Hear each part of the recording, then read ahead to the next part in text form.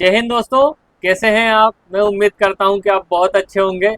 दोस्तों, हमारी one topic one question series चल रही है, जिसमें हमने पिछले लेक्चर में एमपी की योजना के बारे में पढ़ा था, जिससे हम देखते हैं कि प्री के जो एग्जाम में क्वेश्चन जरूर आता है। ऐसा ही आज का टॉपिक है भारत की वन स्थिति रिपोर्ट, क्योंकि हमको देखने को मिलता है कि वन स्थिति रिपोर्ट से या फिर वो भारत की वन स्थिति रिपोर्ट से या फिर मध्य प्रदेश की वन स्थिति रिपोर्ट से क्वेश्चन जरूर हमको देखने को मिलता है। या तो पूछ लेते हैं कहाँ सबसे ज़्यादा वन है, कहाँ सबसे कम है, या कहाँ प्रतिशत में ज़्यादा है, या कौन कौन से राज्य में मैंग्रोव वन पाए जाते हैं। इस प्रकार के क्वेश्चन जनरली आए हुए हैं, तो हमारे लिए ये काफ़ी इंपॉर्टेंट टॉपिक है दोस्तों। तो मैं उम्मीद करता हूँ कि आप इससे पूरी तरीके से जुड़े रहेंगे, जिससे कि आपको एमपीपीएससी प्री 2026 में आपको क्वेश्चन देखने को जरूर मिलेगा। साथ ही एमपीपीएससी के अन्य एग्जाम में भी एक कारगर है। इसके साथ व्यापम का भी कोई एग्जाम आता है तो उसमें भी फॉरेस्ट से संबंधित क्वेश्चन आते हैं। तो दोस्तों, आइए शुरू करते हैं। भारत की वन स्थिति रिपोर्ट 2023, ये लेटेस्ट वाली। इससे पहले दोस्तों 2021 में आई थी। हर 2 वर्ष में वन स्थिति रिपोर्ट जारी की जाती है। ये जारी कब की गई? 21 दिसंबर 2014 को जारी की गई। जारीकर्ता कौन है? पर्यावरण, वन एवं जलवायु परिवर्तन मंत्री जो भूपेंद्र सिंह यादव है, इन्होंने इसको क्या किया है? जारी किया है। तो मंत्रालय का नाम जरूर याद रखना दोस्तों, पर्यावरण, वन एवं जलवायु परिवर्तन मंत्रालय द्वारा इसको जारी किया जाता है। फिर स्थान क्या है? फॉरेस्ट रिसर्च इंस्टीट्यूट देहरादून द्वारा इसमें क्या होता है? इसको निर्माण में इसकी भूमिका होती है। और प्रकाशक है, जो प्रकाशित कौन करता है, मतलब इसका जो डाटा इकट्ठा कौन करता है? फॉरेस्ट रिसर्च इंस्टीट्यूट देहरादून द्वारा। और जो मतलब एक बुक के तौर पर या रिपोर्ट के तौर पर पेश कौन करता है? Forest survey of India, FSI। ठीक है, तो 3 यहाँ पे क्वेश्चन देखने को मिलेंगे दोस्तों। जारीकर्ता का नाम को आपको याद रखना है, मतलब इसका निर्माण कौन करता है? निर्माण फॉरेस्ट इंस्टीट्यूट देहरादून द्वारा और फॉरेस्ट सर्वे ऑफ इंडिया द्वारा इसको प्रकाशित किया जाता है। और एक कौन सी भी रिपोर्ट है दोस्तों? 18वीं रिपोर्ट है ना। इससे पहले 17वीं रिपोर्ट कब आई थी? 2021 में आई थी। प्रति 2 वर्ष में क्या होता है? फॉरेस्ट रिपोर्ट हमारे यहाँ पे जारी की जाती है। अब देखते हैं दोस्तों हमारी लेटेस्ट वाली रिपोर्ट, भारत में वन एवं वृक्ष आच्छादन रिपोर्ट 2023। इससे पहले वाली कब आई थी दोस्तों? 2021 में आई थी। अब इसमें कितना वन और वृक्ष, कुल वन एवं वृक्ष आच्छादन, मतलब भारत में कुल वन और वृक्ष दोनों कितने हैं? वन क्या होता है दोस्तों? जो पहाड़ी क्षेत्र होते हैं, जैसे हिमालय पर्वत हुआ या विंध्याचल या सतपुड़ा, तो वहाँ पर जो पेड़ पाए जाते हैं उन्हें वन कहा जाता है। और वृक्ष क्या होता है? हमारे जो ग्रामीण क्षेत्र है, जहाँ पीपल का पेड़, बड़ का पेड़, नीम का पेड़ होते हैं, तो ठीक है, या फिर शहरी क्षेत्रों में हम जो पौधारोपण करते हैं, तो ये क्या होते हैं? वृक्ष। इन दोनों को अगर मिला के अगर बात करें तो भारत में वन और वृक्ष कितने हो जाएंगे? 8,27,827 356 वर्ग किलोमीटर क्या हो जाएगा? वन और वृक्ष दोनों हो जाएगा। तो टोटल भौगोलिक क्षेत्र का 25.17% क्या करता है? कवर करता है। ठीक है, भौगोलिक क्षेत्र का 25.17% है। ये एक अच्छी स्थिति मानी जाती है।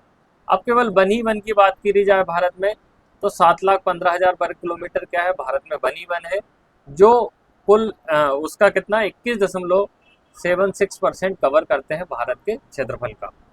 और वृक्ष की बात करें तो कितना है? 1,12,000 वर्ग किलोमीटर, 1,12,014 जो वर्ग किलोमीटर है वो क्या हो जाएगा दोस्तों? वृक्ष हो जाएंगे। ये 3.41% ये क्या करता है? कवर करता है। तो दोस्तों यहाँ पे आपको 3 डाटा याद रखने की आवश्यकता है। पहला डाटा है कि 8,27,000 टोटल वर्ग किलोमीटर क्या है? वन और वृक्ष है, इसका याद करिए। ठीक है, दूसरी बड़ी बात है कि 25.17 वन और वृक्ष है। ठीक है, अब इसमें 25.17 क्या हो जाएगा? वन वृक्ष हो जाएगा। अब वन ही वन की अगर बात करें तो वन ही वन कितना है दोस्तों? 21.76%। ये कितना हो जाएगा? 7,15,000 वर्ग किलोमीटर के करीबन हो जाएगा। ठीक है, फिर इसके बाद वृक्ष की बात करेंगे तो 1,12,000 वर्ग किलोमीटर हो जाएगा। और 3.41% क्या हो जाएगा? ये वृक्ष। तो यहाँ पे ये 3 डाटा दोस्तों हमको काफ़ी ज़्यादा महत्वपूर्ण है और याद रखने की आवश्यकता है, क्योंकि यहाँ से क्वेश्चन जनरली हम देखते हैं कि देखने को मिलते ही हैं। ठीक है दोस्तों, तो इतने आप याद कीजिएगा। 8,27,000 टोटल वन और वृक्ष है। ठीक है, 25.17% क्या है? वन वृक्ष दोनों का परसेंटेज है, जिसमें से 21.76% वन ही वन है। इसको अगर वर्ग किलोमीटर में बात करें तो 7,15,000 वर्ग किलोमीटर। और वृक्ष की बात करें तो 3.41% वृक्ष है। अगर वर्ग किलोमीटर में बात करें तो 1,12,000 वर्ग किलोमीटर। इतना फैक्ट दोस्तों बहुत ज़्यादा महत्वपूर्ण होता है वन स्थिति रिपोर्ट के संबंध में। फिर 2021 की तुलना में वृद्धि कुल वन एवं वृक्ष आच्छादन में 14,1445 वर्ग किलोमीटर की क्या हुई है दोस्तों, वृद्धि हुई है। ठीक है, जिसमें वन आच्छादन कितना बड़ा है 156 वर्ग किलोमीटर और वृक्ष आच्छादन बता 1289। मतलब दोस्तों इससे हमको ये पता चलता है कि जो हमारे ग्रामीण क्षेत्र है, ठीक, प्लस जो हमारे शहरी क्षेत्र है, यहाँ पे पौधारोपण ज़्यादा किया जा रहा है, क्योंकि वृक्ष कहाँ, शहरी और ग्रामीण क्षेत्रों में वृक्ष देखने को मिलते हैं। जब इनमें ज़्यादा वृद्धि, इससे क्या हो रहा है कि हमारे शहरी और ग्रामीण क्षेत्रों में पौधारोपण हो रहा है, नर्सरी लगाई जा रही है, या फिर छतों पे जो फार्मिंग की जा रही है, ये क्या है उसको दर्शाता है। ठीक है दोस्तों, अब राज्यवार देख लेते हैं सबसे ज़्यादा कहाँ पे वन पाए जाते हैं। ठीक है, वन मध्य प्रदेश देश भर में सबसे ज़्यादा वन पाए जाते हैं। ठीक है, वर्ग किलोमीटर में, वर्ग किलोमीटर की बात चल रही दोस्तों, है ना। मध्य प्रदेश में ठीक 77,073 वर्ग किलोमीटर क्या है वन क्षेत्र पाया जाता है। ये भारत में सबसे ज़्यादा है, तो भारत मतलब मध्य प्रदेश क्या है हमारा सबसे ज़्यादा वन क्षेत्र वाला प्रदेश है। मध्य प्रदेश के बाद आ जाता है अरुणाचल प्रदेश का, इसका कितना है 65,000 वर्ग किलोमीटर। ये 77,000, ये 65,000 वर्ग किलोमीटर हो जाएगा। फिर तीसरा हो जाता है छत्तीसगढ़, छत्तीसगढ़ का कितना है 55,812 वर्ग किलोमीटर। तो 3 राज्यों का दोस्तों हमको विशेषकर नाम याद रखना है यहाँ पे, मध्य प्रदेश 77,000 वर्ग किलोमीटर, फिर अरुणाचल प्रदेश 65,000 वर्ग किलोमीटर, छत्तीसगढ़ 55,000 वर्ग किलोमीटर। यहाँ पे 3 राज्य क्या हो जाते हैं जो सबसे ज़्यादा वन क्षेत्र को संग्रहित करने वाले राज्य, मध्य प्रदेश, अरुणाचल प्रदेश, छत्तीसगढ़, मध्य प्रदेश, अरुणाचल प्रदेश, छत्तीसगढ़। इस प्रकार से दोस्तों हमको मतलब घोटना है, याद करना है। अब प्रतिशत के आधार पर देखे जाए, ठीक है, ये तो हमने वर्ग किलोमीटर में बात करी थी ऊपर, मध्य प्रदेश, अरुणाचल प्रदेश, छत्तीसगढ़, मध्य प्रदेश, अरुणाचल प्रदेश, छत्तीसगढ़। ये अब भौगोलिक क्षेत्र के आधार पर बात करेंगे। तो लक्षद्वीप है दोस्तों, लक्षद्वीप में क्या 91.33% क्या पाया जाता है, यहाँ पे वन पाया जाता है। हाईली परसेंटेज है दोस्तों। ठीक है, लक्षद्वीप के बाद आ जाता है मिजोरम का नाम। ठीक है, मिजोरम में 85.4%, 34% यहाँ पे क्या पाए जाते हैं, यहाँ पाए जाते हैं। फिर तीसरा नंबर आता है अंडमान एवं निकोबार द्वीप समूह का। ठीक है, अंडमान एवं निकोबार द्वीप समूह का नाम आ जाता है यहाँ पे 81.62%। तो ओवरऑल अगर बात करें तो लक्षद्वीप दोस्तों हमको याद रखना है। ठीक, इसके बाद मिजोरम याद रखना है। ठीक, इसके बाद अंडमान एंड निकोबार द्वीप समूह। ठीक, ये 3। फिर ये मिजोरम रिपीट हो गया दोस्तों, है ना। फिर चौथे पर अरुणाचल प्रदेश आ जाएगा और 5वें पे क्या हो जाएगा, मेघालय का नाम आ जाएगा। नोट क्या है यहाँ पे कि 8 केंद्र शासित प्रदेशों जैसे लक्षद्वीप, अंडमान द्वीप समूह, नागालैंड, मणिपुर, त्रिपुरा में 75% से अधिक वन क्षेत्र है। एक अच्छा डाटा होता है दोस्तों। ठीक है, 8 राज्य और केंद्र शासित प्रदेश जिनमें लक्षद्वीप, अंडमान निकोबार, नागालैंड और मणिपुर, त्रिपुरा में 75% से ज़्यादा ही बहुत अच्छा डाटा होता है। अब वन आच्छादन में वृद्धि कहाँ कहाँ हुई, ये भी मतलब एक महत्वपूर्ण फैक्ट हो जाता है। जब पेपर बनाने वाले अच्छे लोग हों या फिर जो डीपली उस चीज़ की स्टडी करके रखते हों, तो वहाँ से यहाँ से क्वेश्चन हमको देखने को मिलते हैं। ये 21 से 23 के बीच में कहाँ कहाँ मतलब वनों में वृद्धि हुई है। मिजोरम में हुई है दोस्तों 242 वर्ग किलोमीटर की, और गुजरात में हुई है 180 वर्ग किलोमीटर की, और उड़ीसा में हुई है 152 वर्ग किलोमीटर की। तो मिजोरम, गुजरात और ओडिशा, मिजोरम, गुजरात और ओडिशा 3 बड़े क्या है दोस्तों राज्य है जहाँ पर वन आच्छादन में क्या हुआ है, ग्रोथ हुई है। प्लस कर लेते हैं यहाँ पे, वन आच्छादन में प्लस करके ग्रोथ हुई है। मिजोरम, गुजरात, ओडिशा, मिजोरम, गुजरात, ओडिशा। ठीक है, अब वन और वृक्ष आच्छादन में संयुक्त रूप से वृद्धि कहाँ की गई है, तो ये हो जाएगा छत्तीसगढ़ और उत्तर प्रदेश। ठीक है, और ओडिशा, ओडिशा, ये दोनों में दोस्तों देख कॉमन मिल रहा हमको देखने को, है ना। यहाँ पे वन और वृक्ष की बात करेंगे तो छत्तीसगढ़, उत्तर प्रदेश। ठीक है, अब छत्तीसगढ़ और उत्तर प्रदेश का नाम क्यों आ रहा है, क्योंकि दोस्तों यूपी में तो अगर हम देखें तो यूपी में तो वृक्ष ज़्यादा बड़े हैं, क्योंकि वृक्षारोपण किया जा रहा है। हाँ, छत्तीसगढ़ में वन में वृद्धि हो सकती है। ठीक है, छत्तीसगढ़ में वन में वृद्धि हो सकती क्योंकि ये पहाड़ी क्षेत्र है छत्तीसगढ़, ठीक है, तो यहाँ वन हो सकता। पर उत्तर प्रदेश में अगर ग्रोथ हो रही है तो इसका मतलब है कि वहाँ पे सरकार वृक्ष लगाने को प्रमोट कर रही है, या फिर जन जागरूकता के द्वारा भी वृक्ष लगाए जा रहे हैं, तभी इतना जो डाटा बढ़ा हुआ है। फिर ओडिशा में भी वृद्धि हुई है, तो दोनों में कॉमन हो जाएगा। अब जो महत्वपूर्ण इसके बाद है मैंग्रोव या दलदली वन आच्छादन। मैंग्रोव वनों के बारे में आप दोस्तों जानते होंगे कि ये वो वन होते हैं जो काफ़ी लंबे चौड़े फैले हुए होते हैं। ये दलदली क्षेत्रों में पाए जाते हैं, भारत में विशेषकर सुंदरबन के डेल्टा में ये हमको देखने को मिलते हैं। ये हमारी जो डाइवर्सिटी के लिए काफ़ी ज़्यादा महत्वपूर्ण होते हैं, क्योंकि बंगाल टाइगर सुंदरी वन या मैंग्रोव वन में पाया जाता है।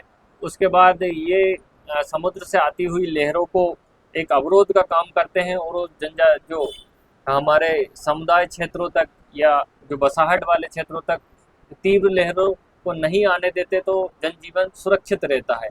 तो हमारे लिए मैंग्रोव वन काफ़ी ज़्यादा महत्वपूर्ण होता है, इसलिए इसकी वन स्थिति रिपोर्ट में हम क्या करते हैं, उसकी गणना करते हैं, और उसमें कितनी ग्रोथ हो रही है, कमी हो रही है, उसकी डाटा भी हम लेते हैं। तो कुल मैंग्रोव वन कितना है दोस्तों? 4991 वर्ग किलोमीटर, ठीक है।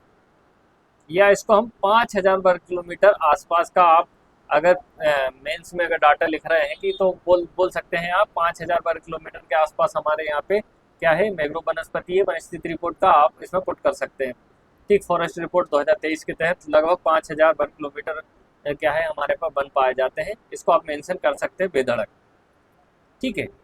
फिर ये कितना है, कुल भौगोलिक क्षेत्र का कितना, 0.15% ये है। फिर इसमें शीर्ष राज्य कौन सा है? पश्चिम बंगाल में सबसे ज़्यादा मैंग्रोव वनस्पति पाए जाते हैं। यहाँ पर सुंदरी नाम का, ठीक, वृक्ष पाया जाता है, इसी के नाम पर सुंदरबन का डेल्टा बना है, ठीक है। तो शीर्ष राज्य सबसे ज़्यादा मैंग्रोव वन कौन से पाए जाते हैं? पश्चिम बंगाल में। 2021 से ये कमी हुई है दोस्तों। यहाँ पे थोड़ा सा हमारे लिए क्या है, एक चुनौती का विषय है कि मैंग्रोव वनस्पति में कमी देखने को मिली है 7.43 वर्ग किलोमीटर की, ठीक है। वृद्धि कहाँ हुई है? आंध्र प्रदेश में, महाराष्ट्र में कमी, गुजरात, अंडमान निकोबार द्वीप समूह में इसमें क्या हुई है, कमी देखने को मिली। तो ये हमारे लिए, भारत सरकार के लिए एक चुनौती का विषय है कि भारत में मैंग्रोव वनस्पति कम हो रहा है।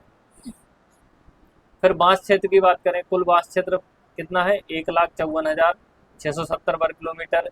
इसमें वृद्धि हुई है 5227 वर्ग किलोमीटर की क्या हुई है दोस्तों, वृद्धि हुई है। सबसे ज़्यादा बांस कहाँ पाया जाता है? मध्य प्रदेश में। देखो दोस्तों, मध्य प्रदेश को बांस स्टेट के नाम से भी हम जानते हैं, ठीक है। सबसे ज़्यादा मध्य प्रदेश में बांस पाया जाता है। उसके बाद अरुणाचल प्रदेश, महाराष्ट्र और ओडिशा का नाम आता है।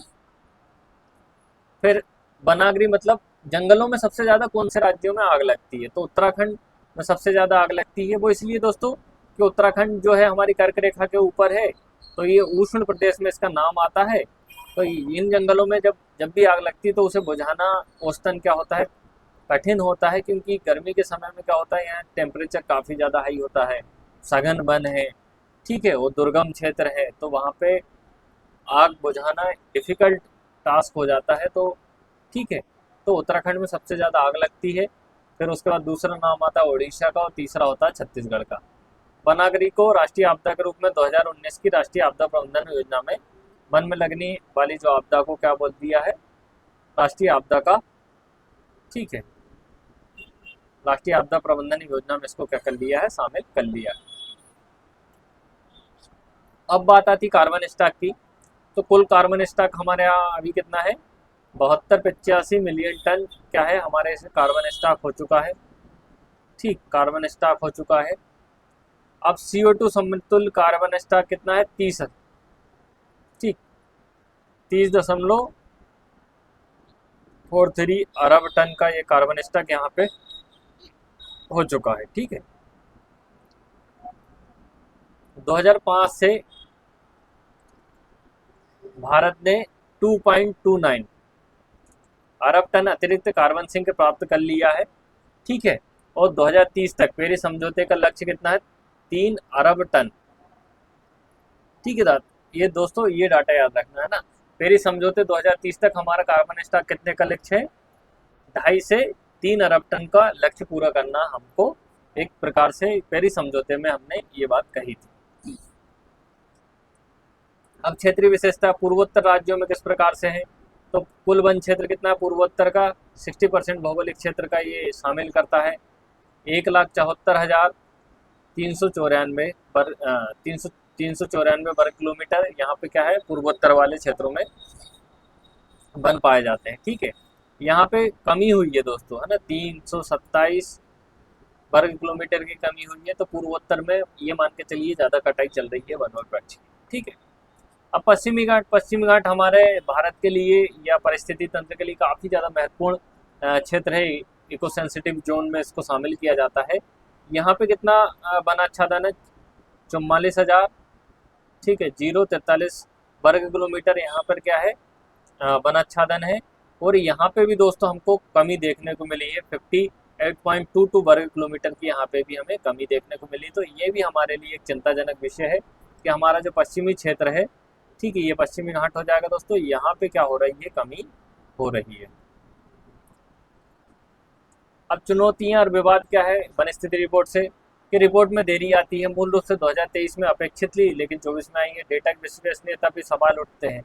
ये विभिन्न जो पर्यावरणविद है वो इस प्रकार की जो रिपोर्ट पर सरकार की कम विश्वास करते हैं, क्योंकि वो ग्राउंड लेवल पे जाके हकीकत जान चुके होते हैं।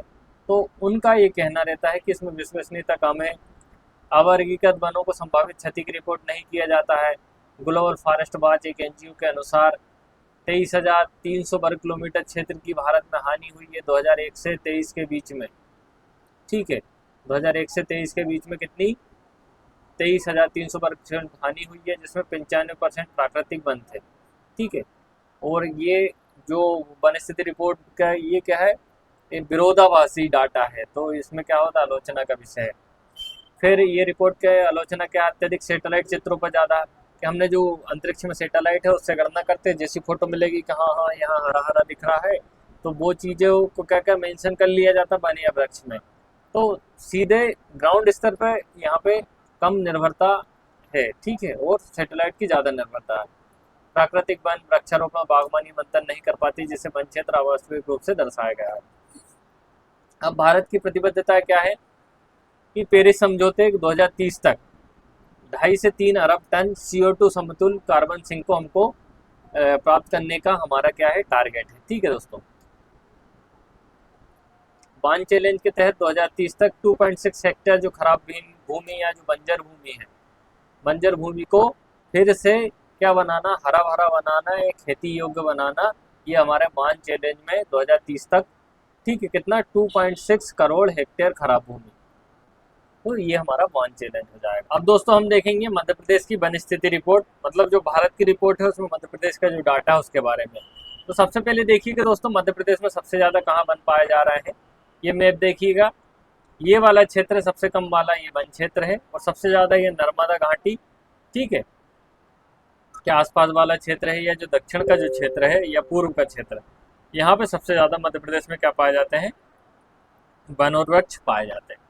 ठीक है, तो ये मोटा मोटा हिसाब है, इससे आपको कभी ये मैप बनाने में काम आ सकता है। मध्य प्रदेश वन एवं वृक्ष की अब देखेंगे हमारा डाटा दोस्तों ना 2023 की रिपोर्ट। कुल वन एवं वृक्ष का आच्छादन कितना है, 85,723 मध्य प्रदेश में वन प्लस वृक्ष। ठीक है, ये कितने परसेंट है, 27.81% मध्य प्रदेश में क्या है वन और वृक्ष, एक बहुत अच्छी स्थिति है। ठीक है, क्योंकि है ना दोस्तों 33% का जो हमारा टारगेट है कि इतना होना चाहिए औसतन भारत में या राज्यों में, इससे क्या रहता है कि पर्यावरण संतुलन की स्थिति में रहता है। तो 27.81% मध्य प्रदेश में सबसे ज़्यादा वन है, और भारत में ही मध्य प्रदेश में सबसे ज़्यादा वन पाए जाते हैं। तो 85,723 वर्ग किलोमीटर मध्य प्रदेश में वन और वृक्ष है। ठीक है, 27.81% है, भारत में सर्वाधिक है। अब बनी वन की बात करेंगे तो कितना हो जाएगा, 77,073 वर्ग किलोमीटर क्या हो जाएगा, बनी वन है। ठीक है, ये भी क्या भारत में सर्वाधिक है, जो राज्य का लगभग 25% क्या करता है, कवर करता है। बनी वन की बात करेंगे तो कितने परसेंट है दोस्तों, 25% है, और वृक्ष की बात करेंगे तो 27.8%। ठीक है, और इसमें जो शामिल किया गया है दोस्तों, जो 23 की रिपोर्ट में 52 जिलों को शामिल किया गया, लेकिन हम यहाँ पे अब राज्यों में कितने हो गए, 55 जिले हो चुके हैं। तो 52 के हिसाब से है। तो डाटा तो वही है कि राज्य में सीमा क्षेत्र में तो बढ़त नहीं हुई है, बस कटापिटी हुई है जिलों की। तो परसेंटेज तो सही है। तो वन और वृक्ष कितना है? 85,723 वर्ग किलोमीटर वन और वृक्ष है, जो कितना परसेंट कवर करता है? 87.81। और वन ही वन 77,073 वर्ग किलोमीटर क्या है दोस्तों? वन ही वन है, जो कितना 25% क्या करता है? कवर करता है। अब वन क्षेत्र वाले, ठीक है, शीर्ष 5 बालाघाट, फिर छिंदवाड़ा, फिर बैतूल और फिर मंडला। तो सबसे ज़्यादा वन कहाँ पाए जाते हैं मध्य प्रदेश में? बालाघाट जिले में, ठीक है। 4,578 वर्ग किलोमीटर क्या पाए जाते हैं बालाघाट में वन। उसके बाद छिंदवाड़ा का कितना? 3600, बैतूल का 3400 वर्ग किलोमीटर और मंडला का भी 3400 वर्ग किलोमीटर। फिर आखिरी में श्योपुर का नाम आ जाता। तो बालाघाट, छिंदवाड़ा, बैतूल, मंडला, ठीक है। तो दोस्तों इस प्रकार से देखिएगा, ये बालाघाट जिला है सबसे कोने में, ठीक है। फिर इसके बाद ये छिंदवाड़ा और पांडुरनाथ दोनों सम्मिलित की इनकी गणना की गई है, क्योंकि पांडुरनाथ तो अभी बना है। तो बालाघाट के बाद हो गया छिंदवाड़ा, छिंदवाड़ा के बैतूल में, बैतूल भी ये दोस्तों सटा हुआ क्षेत्र है, ठीक है। बैतूल के बाद मंडला, मंडला ये बालाघाट से लगा हुआ ऊपरी जिला है। तो ये 4 जो दक्षिण के जिले हैं, यहीं पे सबसे ज़्यादा क्या वन पाए जाते हैं। ये मैं आपको मैप में दिखाया था दोस्तों मैंने अभी, ये देखिएगा दोस्तों, ये वाला क्षेत्र, ये बालाघाट, ये मंडला, यहाँ पे छिंदवाड़ा है और यहाँ ये बैतूल है, ठीक है। तो ये क्षेत्र है सबसे ज़्यादा वन पाया जाता है। तो बालाघाट, छिंदवाड़ा, बैतूल और मंडला और आखिरी में आ जाएगा शिवपुर या श्योपुर, सबसे अधिक वन पाए जाने वाले जिले हैं। बालाघाट में सबसे अधिक वन पाया जाता है, ठीक है। और अत्यंत सघन वन क्षेत्र यहाँ पर इतना 1180 वर्ग किलोमीटर है। तो बालाघाट, ठीक है, छिंदवाड़ा, बैतूल, मंडला और शिवपुरी। बालाघाट, छिंदवाड़ा, बैतूल, मंडला, शिवपुरी, इस प्रकार से आपको मतलब बार बार करेंगे तो आप दोस्तों आपको जेन्युइन तौर पे निकलने लगेगा कि हाँ ये सीक्वेंस है। ये तो क्षेत्रफल में हो गया। प्रतिशत के अनुसार सबसे ज़्यादा कहाँ है? उमरिया, बालाघाट, ये श्योपुर, ठीक है, मंडला और सीधी। तो ये बालाघाट पहले नंबर पर था, यहाँ दूसरे नंबर पे आ जाता है। तो पहले नंबर पे क्या आ जाता है? उमरिया, ठीक है, पहले नंबर पे उमरिया, फिर बालाघाट, फिर श्योपुर, मंडला और सीधी। उमरिया, बालाघाट, श्योपुर, मंडला, ठीक, और सीधी, ये क्या हो जाएंगे प्रतिशत के अनुसार। तो परसेंटेज के भी 3 जिले याद रखना है, और 3 जिले वर्ग किलोमीटर वाले मतलब क्षेत्रफल वाले भी हमको याद रखना है दोस्तों। तो 3 जिले कम से कम परसेंटेज वाले का सीक्वेंस आपको पता हो, 3 जिले मतलब वर्ग किलोमीटर वाले आपको पता हो, तो इससे चौथे पांचवें पे आपको क्या हो जाएगी, अगर कुछ भी आता है तो आपको अच्छे से क्लिक कर जाएंगे। अब सबसे कम वन क्षेत्र वाले जिले कौन से हो जाएंगे? शाजापुर, उज्जैन, आगरमालवा, निवाड़ी और रतलाम। शाजापुर, उज्जैन, आगरमालवा, निवाड़ी और रतलाम, ठीक है। तो ये दोस्तों ये वाले क्षेत्र, शाजापुर, उज्जैन, ठीक है, ये यहीं पे आगरमालवा, ये वाला क्षेत्र दोस्तों, ये वाली जो पश्चिमी बेल्ट है ना, यहाँ पे सबसे कम मध्य प्रदेश में क्या पाए जाते हैं? वन पाए जाते हैं, ठीक है, सबसे कम वन पाए जाते हैं। अगर मैं आपको मैप में बतलाऊं तो ये वाला क्षेत्र दोस्तों मैंने हाईलाइट किया था, एक बार और हाईलाइट कर देता हूँ इसको मैं, ये देखिएगा दोस्तों, ये वाला जो क्षेत्र है यहाँ पे सबसे कम वन पाया जाता है।